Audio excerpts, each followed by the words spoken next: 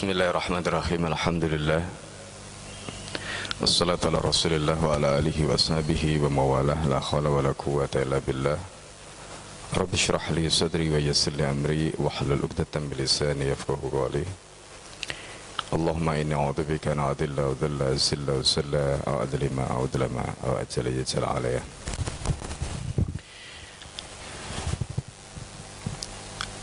Para jamaah Masjid Al-Hidayah yang dimuliakan oleh Allah Subhanahu wa taala. Alhamdulillah, pada subuh hari ini kita bisa melanjutkan kajian kitab Hayatus Sahabah.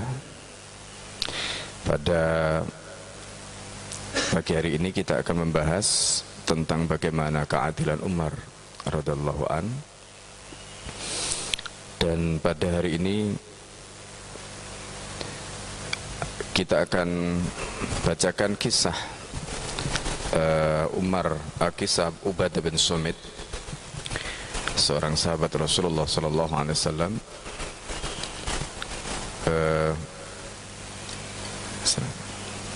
Jazakumullah khairan. Kisah nabati ma'a Ubadah bin Samit wa adli Umar radhiyallahu anhu. Jadi kisah seorang petani dengan Ubadah bin Samit, seorang sahabat Rasulullah sallallahu alaihi wasallam, dan keadilan Umar radhiyallahu anhu. Wa akhraj al-Baihaqi an Makhul. Imam al-Baihaqi telah mengeluarkan riwayat dari Makhul anak Ubadah ibn Samit radhiyallahu anhu, bahwa Ubadah bin Samit radhiyallahu anhu da'a nabatiyan yumsiku lahu dabatu inda Baitul Maqdis fa'aba. Jadi kalau kita lihat peristiwa ini terjadi di zaman Umar bin Khattab radhiyallahu an, di mana kita tahu ketika itu Amirul Mukminin bersama kaum muslimin melakukan penaklukan terhadap Al-Quds atau Baitul Maqdis. Dalam kisah ini disebutkan bahwa Ubadah bin Samit radhiyallahu an memanggil seorang nabati. Nabati di sini disebutkan sebagai alul bilad al-maftuha minal falah.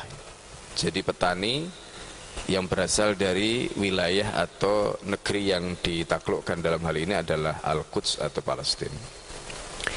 Jadi ketika itu Ubadah bin Samit memanggil orang tadi, ya, minta supaya tunggangannya atau kendaraannya itu dipegangkan atau dibawakan.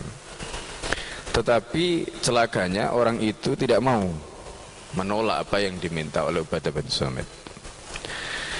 Maka apa yang dilakukan oleh Ubadah bin Samit? Fadarabahu. Ubadah bin Samit kemudian memukul orang itu. Fasyajjahu.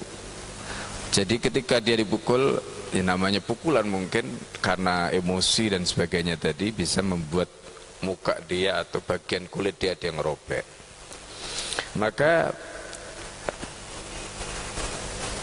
fasta'ada alaihi Umar bin Al-Khattab radhiyallahu an.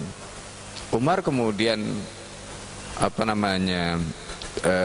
memanggil atau meminta kepadanya untuk bertanggung jawab terhadap apa yang telah dilakukan oleh Ubadah bin Samit terhadap petani tadi.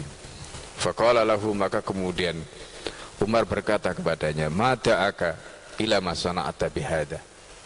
Apa yang membuat kamu melakukan hal seperti ini? Kata Umar bin Khattab radhiyallahu an kepada Ubadah bin Samit. Faqala, maka kemudian Ubadah bin Samit menjawab, ya Amirul Mukminin, amartuhu ayyumsika dabati fa'aba. Aku perintahkan dia untuk memegangi tungganganku, tapi dia tidak mau. Ya, wa ana rajulun fi hattatin fadarabtuhu. Nah, jadi Ubadah bin Samit ini emosi, kemudian akhirnya mungkin dia minta tolong baik-baik, kemudian akhirnya si petani ini tidak mau memenuhi apa yang diminta. Lalu kemudian apa yang dilakukan oleh Ubadah bin Samit? dalam situasi seperti itu kemudian beliau spontanitas, ya.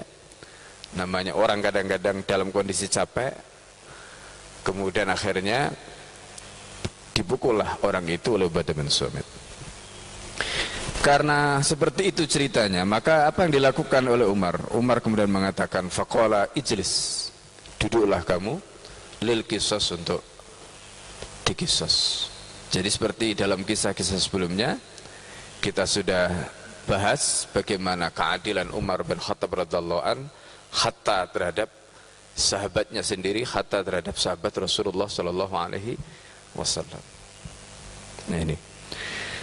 Kemudian faqala Zaid bin Sabit juga seorang sahabat Nabi, gurunya Abdullah ibn Abbas dan salah seorang ketua dari panitia pengumpulan mushaf, ya, pada saat mushaf itu dibukukan di zaman Abu Bakar As-Siddiq radhiyallahu an, maka Zaid bin Sabit seorang sahabat Nabi yang berilmu, beliau kemudian menyatakan kepada Umar bin Khattab radhiyallahu an, atuqitu abdaka min akhika, apakah kamu akan menjatuhkan kisos terhadap budakmu, ya, terhadap terhadap saudaramu karena budakmu. Ini pernyataan dari Zaid bin Sabit kepada Umar bin Khattab radhiyallahu an. Maka apa yang dilakukan oleh Umar ketika itu? Fataraka Umar radhiyallahu anhu al-qawata wa qada alaihi bitiyati. Akhirnya Umar tidak memberlakukan kisos terhadap Ubadah bin Samit karena tindakan yang dilakukan oleh Ubadah bin Samit kepada orang yang menjadi petani tadi. Jadi yang dilakukan oleh Umar kemudian adalah meminta diat. Diat ini adalah tebusan terkait dengan darah yang mengalir atau keluar dari tubuh kita. Jadi ketika seperti tadi kita sudah ceritakan bagaimana ketika orang itu mungkin ada kulitnya yang robek, mungkin ada hidungnya yang patah, seperti kita sudah jelaskan di dalam pembahasan-pembahasan sebelumnya. Jadi kalau di dalam Islam ini harga tubuh kita ini luar biasa, ya, harga tubuh kita ini luar biasa. Kalau hidung yang satu itu patah karena ditonjok, maka di situ ada 100 unta. Kalau telinga kita ada 2, satu mungkin hilang atau satu mungkin terluka karena tindakan yang dilakukan oleh seseorang, maka di sana juga ada diat, ada tebusan darah yang harus kita bayar. Ini yang disebut dengan diat. Jadi itu adalah merupakan hukuman yang diberikan oleh Umar untuk menggantikan qawat tadi, untuk menggantikan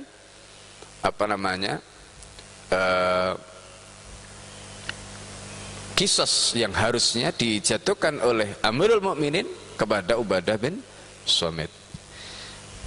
Para hadirin sekalian yang dimuliakan oleh Allah, kisah ini memberikan keteladanan kepada kita tentang bagaimana indahnya peradaban Islam. Di dalam kajian-kajian sebelumnya kita sudah sampaikan bagaimana Islam telah menunjukkan kepada kita tentang betapa adilnya hukum Islam. Ya, betapa adilnya hukum Islam. Dalam pembahasan yang lalu kita juga sudah singgung bagaimana Umar bin Khattab ketika itu memberlakukan sanksi kepada putranya sendiri, ya, Abdurrahman. Dan kemudian bagaimana Umar bin Khattab memberlakukan sanksi kepada sahabatnya yang juga merupakan sahabat Rasulullah SAW. Artinya apa? Bahwa hukum di dalam Islam itu ditegakkan tanpa pandang bulu. Hukum di dalam Islam itu ditegakkan tanpa pandang bulu. Meskipun kadang-kadang seperti dalam pembacaan yang lalu kita sudah singgung bagaimana Umar kadang-kadang memberikan win-win solution. Jadi di satu sisi haknya Allah itu ditegakkan, tapi di sisi lain haknya Adam atau hakun adami itu juga ditegakkan, sehingga hisab di hadapan Allah kelak atas nama haknya Allah itu sudah digugurkan. Dan yang kedua, hisab atas nama haknya anak Adam itu juga sudah digugurkan. Dengan kata lain, tidak ada lagi tuntutan dari hadapan Allah Subhanahu wa taala. Nah, ini penting. Nalar seperti ini penting. Ya, nalar seperti ini penting. Ketika Islam itu memadukan antara al-madah war-ruh, yaitu materi dengan roh, karena Islam itu tidak mengenal yang disebut dengan faslul madah bir-ruh, memisahkan antara materi dengan roh. Perbuatan fisik kita itu materi, perbuatan fisik kita ini materi. Tetapi ketika perbuatan fisik kita itu tidak dihubungkan dengan roh, yaitu bahwa ini karena Allah, ini ada hubungannya dengan perintah dan larangan Allah, maka perbuatan kita itu hambar. Dan disitulah nanti nilai perbuatan kita di mata Allah Subhanahu wa taala. Nah, karena itu ketika falsafah seperti ini, pemikiran seperti ini dimiliki oleh seorang pemimpin seperti Umar, dimiliki oleh pejabat seperti Ubadah bin Somit atau para sahabat yang disebutkan dalam kisah-kisah sebelumnya, maka keadilan akan tegak di muka bumi ini. Karena orang tidak lagi hanya melihat pada persoalan fisiknya, tetapi di balik itu ada perintah dan larangan Allah Subhanahu wa taala yang ditegakkan. Itu yang disebut dengan al-quwwah ruhiyah, kekuatan roh yang ada dalam diri kita ketika kita melakukan amal. Nah, disinilah Bapak dan saudara sekalian yang dimuliakan oleh Allah, bagaimana kita membangun kekuatan amal kita. Bayangkan kalau seandainya amal yang dilakukan oleh pejabat tadi itu semata-mata karena fisik, semata-mata karena apa yang tampak, dan tidak ada aspek roh, yaitu kesadaran, seperti misalnya inna rabbaka labil mirsad, Tuhan kamu selalu mengawasi kamu. Dan kemudian nanti di akhirat kita akan dimintai pertanggungjawaban oleh Allah. Orang di dunia bisa berkelit, orang di dunia bisa membuat alibi. Nanti berikutnya ada peristiwa bagaimana keadilan Umar ketika ada orang Yahudi yang dia sebenarnya berniat untuk memperkosa seorang wanita muslimah, kemudian dia melapor duluan karena dia ingin membangun alibi supaya orang itu percaya bahwa dia tidak bersalah.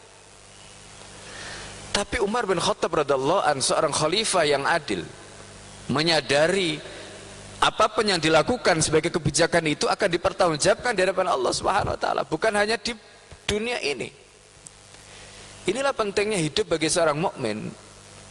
Jadi hidup kita ini bukan hanya di sini, tetapi juga di sana nanti. Apa yang kita lakukan hari ini adalah untuk bekal kita nanti menghadap Allah Subhanahu wa taala. Maka menjadi pemimpin yang adil ini luar biasa. Menjadi pemimpin yang adil itu adalah luar biasa. Nah, oleh karena itu, inilah pelajaran yang berharga dari peristiwa tadi, bagaimana keadilan Umar, bagaimana Umar bin Khattab radhiyallahu anhu menegakkan hukum itu hatta terhadap sahabat Nabi sallallahu alaihi wasallam sendiri. Ya, orang yang Ubadah bin Somit ini kalau kita baca dalam riwayat yang lain adalah termasuk di antara orang membaiat Rasulullah sallallahu alaihi wasallam. Dalam hadis yang masyhur disebutkan, ya, bayana Rasulullah ala sam'i wa ta'ati fi mansyatina wa makrahina, itu diantaranya adalah Ubadah bin Somit. Jadi orang yang luar biasa, sahabat yang luar biasa, ya, ini Ubadah bin Somit. Tapi Umar tidak melihat itu karena ini menyangkut soal haknya Allah, menyangkut soal hakun adami, haknya Allah, dan pada saat yang sama ada haknya anak Adam yang harus ditegakkan. Sehingga dengan begitu, maka ketika nanti ditanya oleh Allah Subhanahu wa taala, coba bayangkan, ya, seperti yang tadi saya sudah sebutkan, di hadapan Allah Subhanahu wa taala itu disebutkan yauma tublas sarair. Ayat ini sering saya kutip, yauma tublas sarair. Allah menggunakan kata sarair. Sarair itu adalah sighat muntal jumu kalau dalam bahasa Arab. Sighat muntal jumu itu adalah jamak yang paling top, jamak yang paling puncak. Ada kata sirrun, sirrun itu satu rahasia. Jamaknya sirrun itu asror, jamak taksir. Lebih banyak daripada sirrun. Tapi di dalam ayat itu Allah tidak menggunakan kata yauma tubla asror, tapi yauma tubla sarair. Apa maknanya? Maknanya adalah nanti di depan Allah tidak ada satupun rahasia kita yang disembunyikan. Tidak ada satupun rahasia kita yang tidak dibongkar oleh Allah Subhanahu wa taala. Tidak ada satupun rahasia kita yang catatannya luput dari hisabnya Allah Subhanahu wa taala. Ini yang dimaksud yauma tublas sarair. Itu yang ditakutkan oleh Umar bin Khattab radhiyallahu anhu. Makanya Umar ketika menjelang wafatnya diminta supaya putranya ditunjuk untuk menggantikan Umar, Umar enggak mau. Ya, enggak seperti sekarang ya. Belum selesai masa jabatannya, anaknya, menantunya, besannya semua ya disuruh ikut kontestasi. Coba bayangkan. Ya. Coba bayangkan. Ini realitas yang kita lihat. Ya karena amalnya itu hanya amal fisik tadi. Yang tampak itu hanya amal fisik, yang kelihatan itu enaknya saja. Ya kan? Enaknya saja. Itu. Nah, ini kondisi yang kita lihat hari ini. Ya. Bapak dan saudara sekalian yang dimuliakan Allah. Mari kita lanjutkan kisah berikutnya adalah kisah Auf bin Malik al-Ashja'i ma'a Yahudi wa adlu Umar radhiyallahu an. Jadi kisah Auf bin Malik al-Ashja'i bersama orang Yahudi dan keadilan Umar. Bagaimana Umar radhiyallahu an menegakkan hukum, menegakkan sanksi, ya. Wa akhraja Abu Ubaid wal Baihaqi, dan Abu Ubaid serta Imam Al-Baihaqi wa Ibnu Asakir dan Ibnu Asakir telah meriwayatkan atau telah mengeluarkan hadis an Suwaid ibn Ghafala radhiyallahu anhu. Qala, berkata, lama qadima Umar radhiyallahu anhu asy-Syam, ketika Umar tiba di Syam, qama ilaihi rajulun min ahlil kitab. Kemudian tiba-tiba ada seorang laki-laki dari ahli kitab. Ahli kitab di Syam ini, karena Syam ketika itu tempatnya orang Yahudi juga, tempatnya orang Nasrani juga. Jadi kita tahu ketika Umar bin Khattab radhiyallahu anhu menaklukkan Baitul Maqdis atau Al-Quds, ketika itu justru yang meminta, dalam penjelasan yang lalu-lalu kita sudah singgung, yang meminta agar orang Yahudi itu dikeluarkan dari Baitul Maqdis itu justru orang Kristen, karena mereka sudah bikin banyak masalah gitu. Bikin banyak masalah, dan itu kemudian dilakukan oleh Umar ketika itu berdasarkan suluh atau kesepakatan perjanjian damai yang diminta oleh orang Kristen kepada Amirul Mukminin ketika itu. Dalam riwayat yang lain kemudian orang Yahudi itu akhirnya dikembalikan, dinormalisasi. Itu pada zamannya Salahuddin Al-Ayyubi, ketika Salahuddin Al-Ayyubi menaklukkan Al-Quds setelah peristiwa perang salib ketika itu. Nah, dalam riwayat ini disebutkan ahli kitab itu, seorang laki-laki dari ahli kitab itu, dia datang pada Umar bin Khattab radhiyallahu anhu. Faqala, kemudian orang itu mengatakan, ya Amirul Mukminin, katanya, wahai Amirul Mukminin, inna rajulan minal mu'minin, sesungguhnya seorang laki-laki dari kalangan orang mukmin, son'abi matara, dia telah melakukan sesuatu terhadapku sebagaimana yang Anda bisa lihat. Nah, ini dia lapor duluan nih ceritanya, ya kan?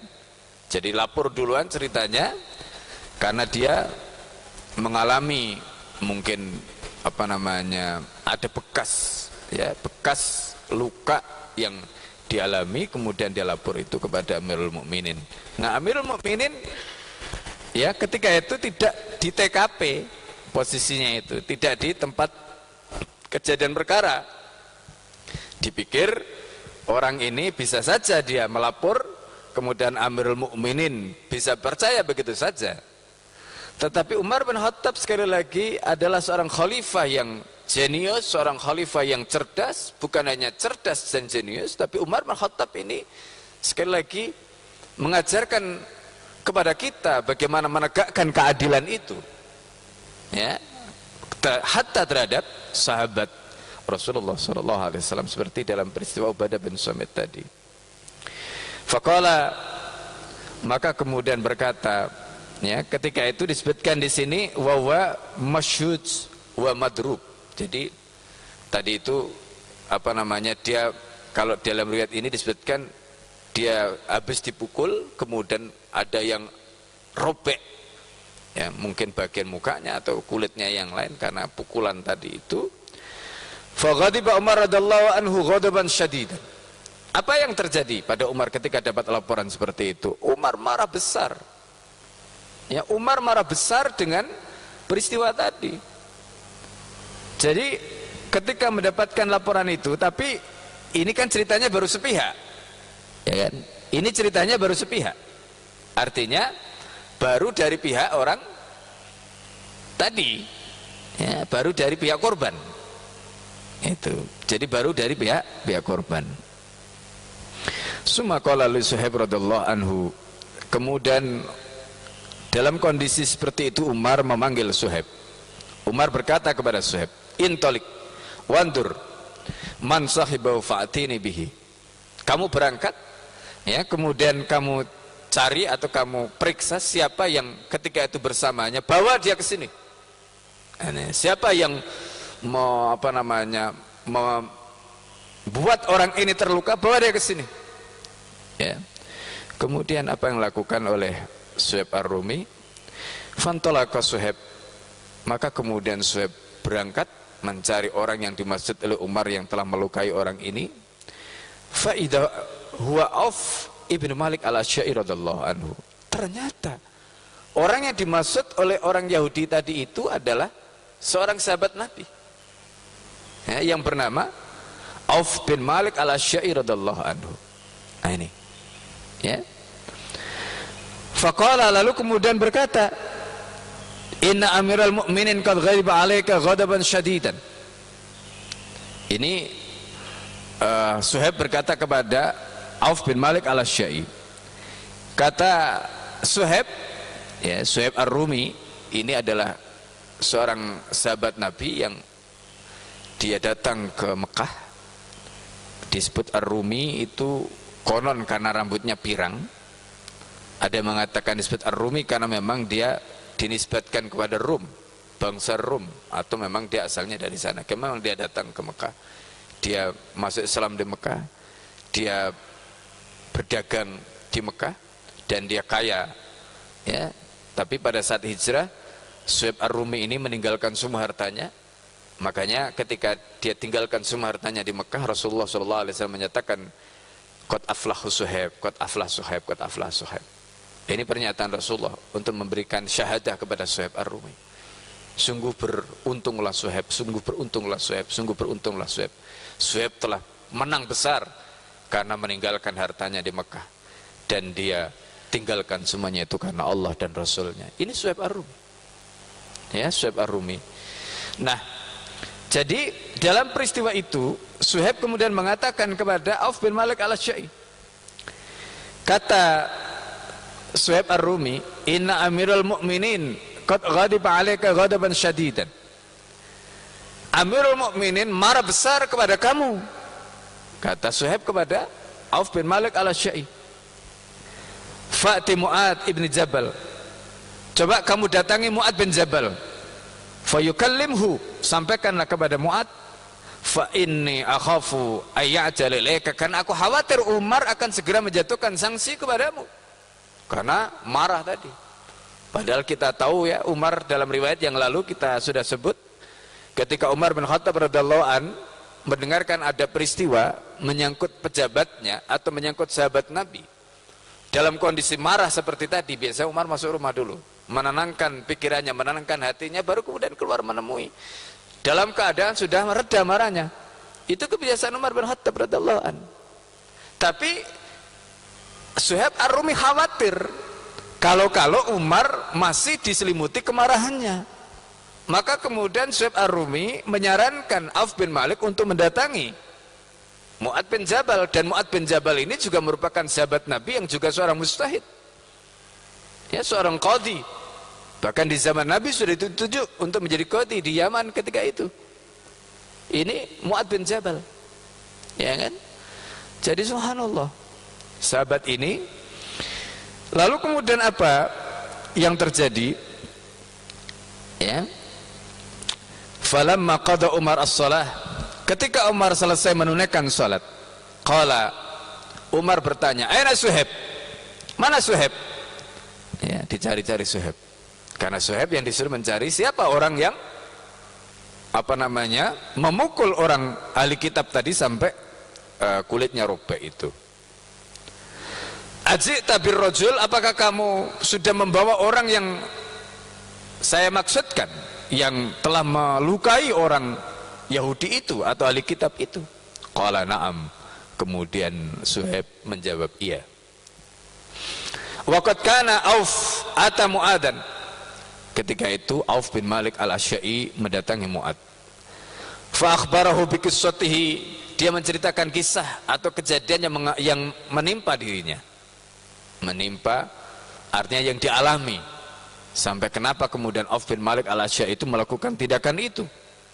Jadi intinya kan tadi Suhaib itu bilang, kamu temui dulu Mu'ad bin Jabal, supaya Mu'ad bin Jabal yang ngomong kepada Umar bin Khattab, jangan kamu langsung. Jadi supaya nanti Umar yang lagi marah, yang meledak seperti itu, nggak segera menjatuhkan sanksinya kepada kamu. Takutnya nanti Umar, ya, dalam kondisi seperti itu. Dan kita tahu sebagaimana dalam hadis Rasulullah SAW itu disebutkan la yaqdi al-qadi wa huwa ghadban. Seorang qadi tidak boleh memutuskan perkara dalam keadaan marah, tidak boleh. Ya. Nah, dan itu memang betul dihindari oleh Umar seperti dalam riwayat sebelumnya. Ya, maka Umar menunggu reda biasanya, baru kemudian Umar membuat keputusan. Tapi Umar juga ingin segera masalah ini dituntaskan. Ya. Lalu kemudian apa yang terjadi? Auf bin Malik al-Asy'a'i mendatangi Mu'ad dan dia menceritakan kisahnya kepada Mu'ad bin Jabal. Faqama Mu'ad, kemudian Mu'ad berdiri. Artinya Mu'ad yang kemudian menghadap Amirul Mukminin. Bukan Auf bin Malik al-Asy'a'i secara langsung yang ngomong, Mu'ad dulu yang ngomong. Sebagaimana pesan Suhaib ar-Rumi tadi. Nah, ini. Jadi dari sini ini kita juga melihat ya, bagaimana sahabat antar sahabat itu luar biasa hubungannya. Mereka saling menjaga, mereka saling melindungi. Subhanallah. Ya. Jadi bukan saling menjatuhkan, saling melindungi, saling menjaga. Ya kan? Jadi kalau ada sahabatnya yang dalam tanda petik dalam bahaya, dalam kondisi musibah, bukan malah dijerumuskan. Tidak. Ini hubungan sahabat Nabi radhiyallahu anhu yang luar biasa. Ya. Kemudian apa kata Mu'ad? Faqala, Mu'ad kemudian mengatakan, ya Amirul Mukminin. Ini kata Mu'ad, wahai Amirul Mukminin, innahu Auf bin Malik, orang yang Anda maksud yang telah menjadi pelaku dari peristiwa dengan ahli kitab itu atau orang Yahudi itu, sesungguhnya dia adalah Auf bin Malik, sahabatmu dan juga sahabat Rasulullah SAW. Ini kata-kata Mu'ad bin Jabal kepada Umar bin Khattab radhiyallahu anhu. Apa nasihat Mu'ad? Fasma' minhu, tolong simak, tolong dengarkan, ya, dengarkan apa yang disampaikan oleh Auf bin Malik al-Asy'a'i. Wala ta'jal ilaih, dan kamu atau Anda jangan segera memvonis. Nah ini penting. Anda jangan segera menjatuhkan hukuman. Dengarkan baik-baik. Ya. Kenapa peristiwa itu terjadi? Apa latar belakangnya? Ini penting. Kan perkara itu ketika kita lihat kesimpulannya, kalau tidak tahu prosesnya itu kan bisa berbeda. Kesimpulannya sama, tapi latar belakangnya bisa jadi lain. Ya kan? Kalau misalnya Bapak dan saudara sekarang ditanya, membunuh orang itu bagaimana hukumnya? Tergantung. Iya kan, tergantung. Karena Rasulullah SAW begini mengatakan, man kutila duna dinihi fahuwa syahid.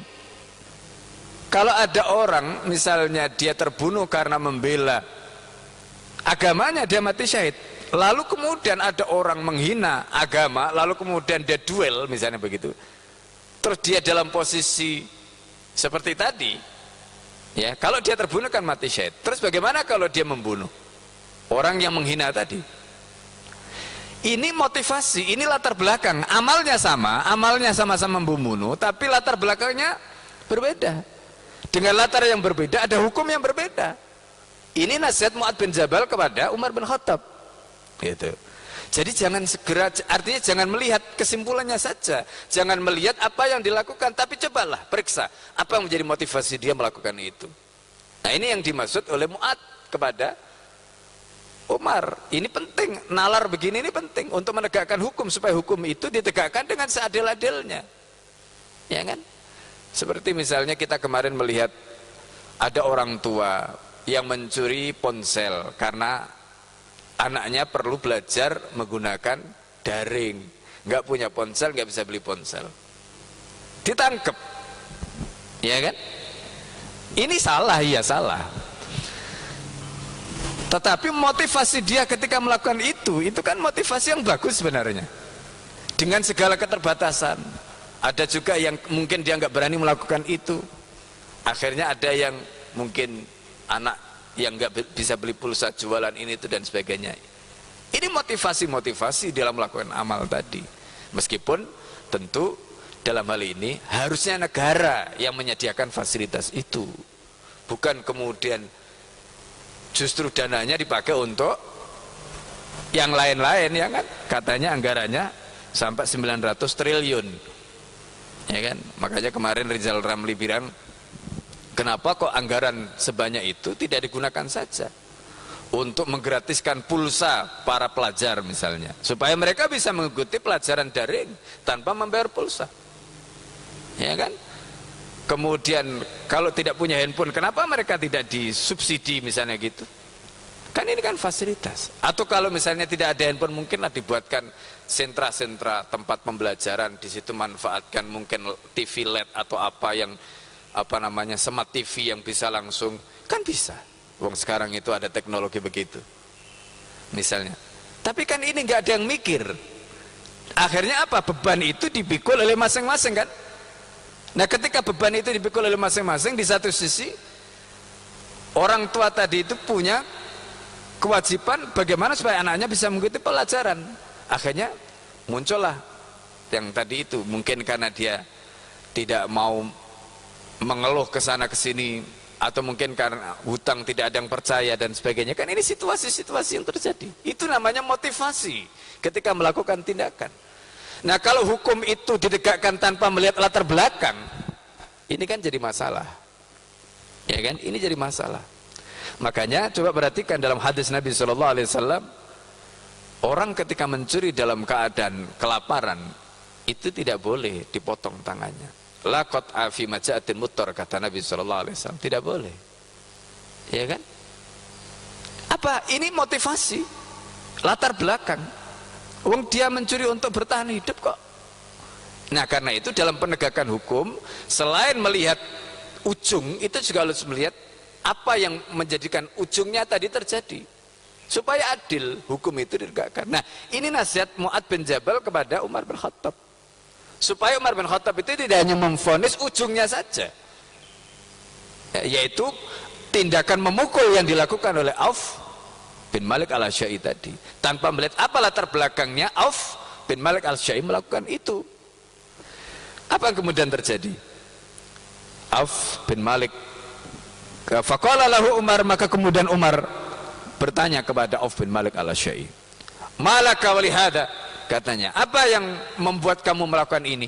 Apa membuat kamu sampai kamu melakukan tindakan ini kepada orang ini? Ini pertanyaan Umar kepada Auf bin Malik al-Asy'ari. Lalu kemudian qala, berkata Auf bin Malik al-Asy'ari, ya Amirul Mukminin. Nah, ini motivasinya. Kenapa Auf bin Malik al-Asy'ari memukul orang itu? Ini latar belakangnya, ini penting. Akhirnya Umar bin Khattab menggali ceritanya yang sebenarnya itu apa. Qala ya Amirul Mukminin, wahai Amirul Mukminin, ra'aitu hadza yasuku bimra'atin muslimatin ala khimarin.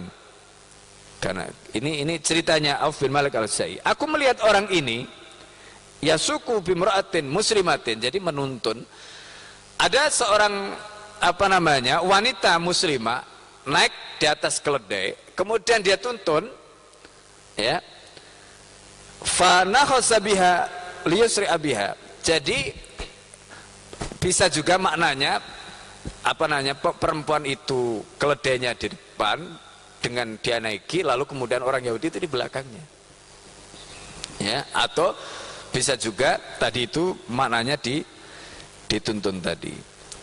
Nah, dalam kisah ini kemudian disebutkan orang Yahudi ini cari gara-gara sebenarnya, karena nanti motivasinya dia ingin perempuan itu jatuh, kemudian dia pura-pura, ya intinya memperkosa perempuan itu. Itu yang terjadi dalam riwayat ini. Jadi kan dia cari, ini karena orang pikirannya sudah ngeres, ya kan, pikirannya sudah nggak baik. Bagaimana caranya supaya khimarnya tadi itu di istilahnya itu bikin gara-gara sama orang itu, supaya kemudian khimarnya itu berulah, lalu kemudian perempuan itu jatuh. Itu target dia. Nah, ini sebenarnya yang dia lakukan. Tetapi celakanya falam yasri pihak, khimarnya itu tidak, istilahnya pokoknya dia tidak bergeming dan dia tidak berulah, sehingga perempuan itu tetap ada anteng di atas punggung khimar tadi itu. Karena seperti itu apa yang terjadi? Fadafa'aha, orang itu kemudian mendorong atau mungkin dia pukul belakangnya itu, atau mungkin diapain lah gitu, sehingga akhirnya khimar tadi itu berulah. Fasuri'at faghasyaha, lalu kemudian perempuan itu akhirnya dia terjatuh, dan kemudian akhirnya kalau di sini disebutkan faghasya itu dalam penjelasannya Al-Kandalawi disebutkan arada ayazni biha, jadi orang ahli kitab tadi itu begitu tahu perempuan tadi itu jatuh, dia ingin menunggangi perempuan itu. Nah, perempuan ini yang dicari gara-gara ini adalah perempuan muslimah, dan orang Yahudi ini punya niat jahat kepada perempuan itu. Au akabba 'alaiha. Faqala lahu, kemudian Umar berkata kepada Auf, "I'tini bil mar'ah." Ya. Coba kamu bawa perempuan itu, benar enggak seperti itu? Jangan-jangan ini hanya, ini loh adilnya Umar bin Khattab radhiyallahu anhu. Jadi Umar tidak hanya menerima penjelasan dari Auf bin Malik, padahal ini sahabat Nabi, ya kan? Dalam situasi seperti itu kan bisa jadi dia berbohong. Itu pikiran Umar. Umar kemudian tidak mau menerima begitu saja. Lalu kemudian kata Umar, coba kamu bawa perempuan itu. Pendek kata, karena ini masih agak lumayan, saya tidak akan bacakan semua. Pendek kata, kemudian akhirnya apa? Perempuan itu dibawa menghadap di hadapan Umar bin Khattab radhiyallahu anhu. Lalu kemudian perempuan itu ditanya, benar enggak yang disampaikan oleh Auf bin Malik al-Asy'ari tadi? Intinya perempuan itu mengatakan, betul ya Amirul Mukminin, betul ya Amirul Mukminin, apa yang dikatakan oleh Auf bin Malik al-Asy'ari tadi itu. Jadi kesimpulannya apa?